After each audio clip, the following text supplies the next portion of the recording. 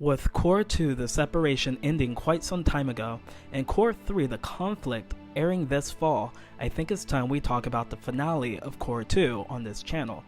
Also, we have some new information on Senjumaru Shikai and Bankai. Enough wasting time, and let's talk about this. First, we will talk about Senjumaru Shikai. Now, while I don't have a video of Kubo explaining this in great detail, I do have a credible source that gave me this information, and I'll put it up on screen. In the art expo, Kubo said this about Senjumaru Shikai. Senjumaru Shikai is the needle, and its name is Shigarami. Its ability is to generate an unlimited and infinite number of reishi threads that she is able to manipulate. In episode 24, when we see the royal palace being destroyed by Lilebaro, it immediately turns into fabric. That means that creating something of this scale is child's play to Senjumaru. Now, each of these platforms aren't small. They have cities on top of them. Now, in Cour 3, we'll see more about that. But it's insane to think that this is just a Shikai ability. A bit of headcanon, but I believe that all three of them were a part of the unofficial group of scientists that Senjumaru led a long time ago. Now, can we talk about how Senjumaru was MVP for 3 episodes straight? She blitzed Sternritter W, retailored his clothes, and killed him, then fought against Uryu, manipulated his arrows, and used them against him, fought Gerard and daddied him, and then played healer for Uetsu, and later on with her Bankai, proceeded to put all of the royal guards, Yuha's successor and right-hand man, on t-shirts. Completely different to how Squad Zero went out in the manga. And now we're going to talk about her Bankai. Kubo says that she's able to generate an infinite amount of the Tanmono, and she's able to transport between each of them that are the same color. I'm pretty sure he said instantaneously as well.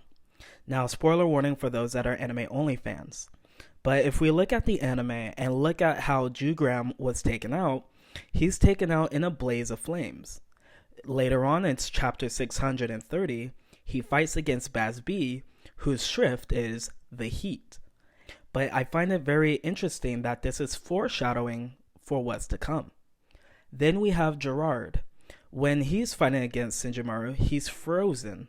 But later on in chapter 671, he fights against Toshiro, and he's frozen while Toshiro is in his adult form. Next on the list, we have Lilebaro. In this episode, he's taken out by shooting himself, but later on in chapter 648, this is when he's taken out by Nanao and Shunsui when she uses her Shiken Ha Kyoken, which is the Issei clan's family Zanpakuto.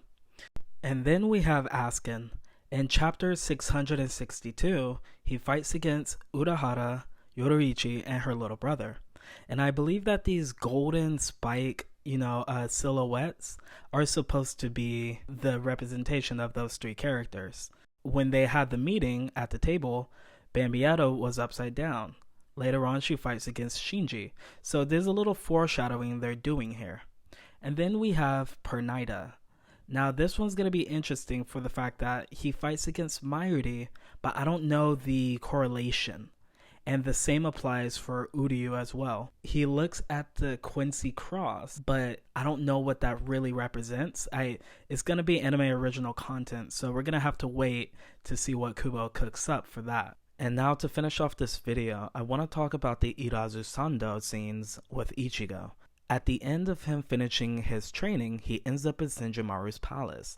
I wonder if that's because Senjumaru is the one that created it. Before he goes into his training, the walls, they all kind of like turn into a fabric, or they're peeling off. Maybe Senjumaru created this. Now, I'm not talking about the actual meaning behind it. I'm just talking about the ground, the area of Irazusando. I think she created the pathway, but Ichibei is the one that created the meaning along with Soul King. So, a little bit of headcanon, but I just find it interesting that at the end of his training, he ends up in Senjumaru's palace. But that's going to be it for this video, guys. Thanks for watching. Nothing long, nothing too much, but I just wanted to get some thoughts off and talk about some new information we've gotten inside of Kubo's art expo that he recently ended. Now, I'm going to be back with another video.